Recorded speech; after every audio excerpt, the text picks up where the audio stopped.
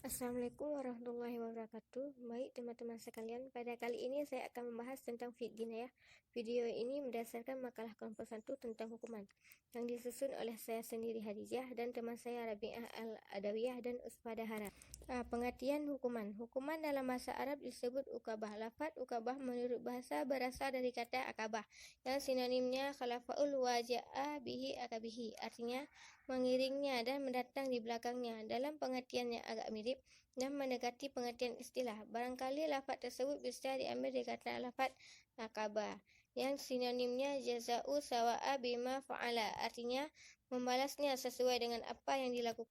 Selanjutnya B. Macam-macam hukuman. Hukuman dibagi menjadi beberapa macam sesuai dengan tindak pidana yang dituangkan dalam syarah ataupun yang tidak terdapat nas hukumnya.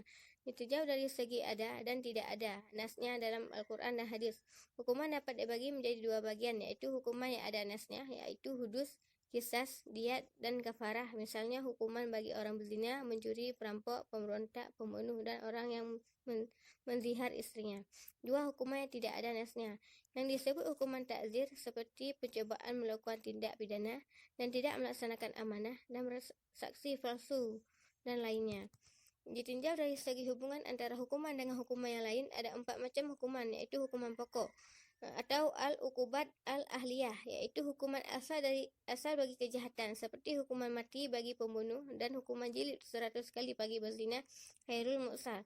Yang kedua, hukuman pengganti atau al-uqubat al-badaliyah, yaitu hukuman yang menepati tempat pokok apabila hukuman pokok itu tidak dapat dilaksanakan karena alasan hukum diat, seperti hukuman bagi pembunuh yang sudah dimaafkan kisasnya oleh keluarga korban.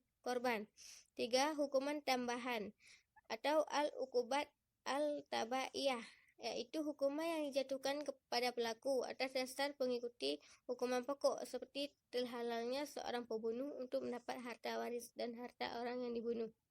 4. Hukuman pelengkap atau al-uqubat al-takmiliyah, yaitu hukuman yang dijatuhkan sebagai pelengkap terhadap hukuman yang telah dijatuhkan. Selanjutnya C. Tujuan pelaksanaan hukuman.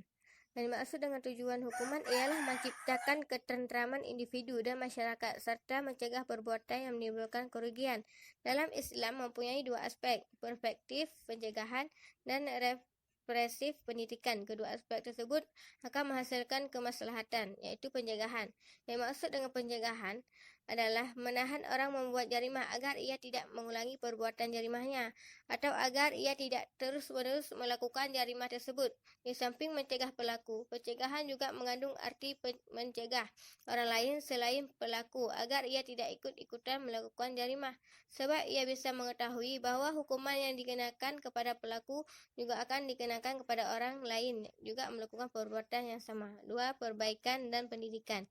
Yang dimaksud dengan perbaikan dan pendidikan adalah agar bisa mendidik pelaku jarimah agar ia menjadi orang yang baik dan menyadari kesalahannya. Dengan adanya hukuman lain diharapkan akan timbul dari diri pelaku suatu kesadaran bahwa ia menjauhi jarimah bukan karena takut akan hukuman, melainkan karena kesadaran diri dan kebencian terhadap jarimah serta dengan harapan mendapatkan ridha Allah. Hukuman. 1. Pengertian gabungan hukuman. Gabungan hukuman adalah serangkaian saksi yang diterapkan kepada seseorang apabila ia telah nyata melakukan jarimah atau pidana secara berulang-ulang dan antara perbuatan jarimah yang satu dengan yang lainnya belum mendapatkan putusan terakhir bahawa dua atau lebih tindak pidana tersebut akan diadili sekaligus.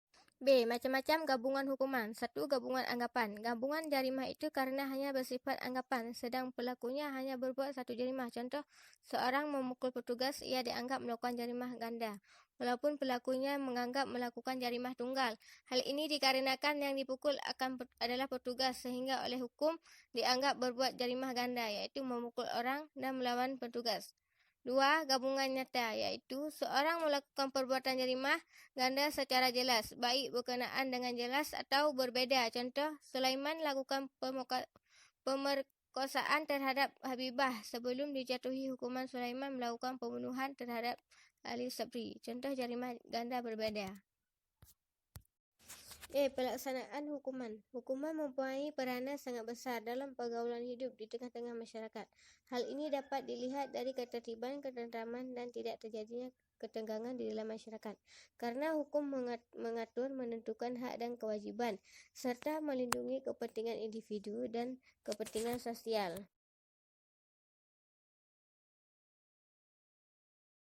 Inilah yang dapat saya sampaikan. Lebih dan kurang saya minta maaf. Sekian, terima kasih. Assalamualaikum warahmatullahi wabarakatuh.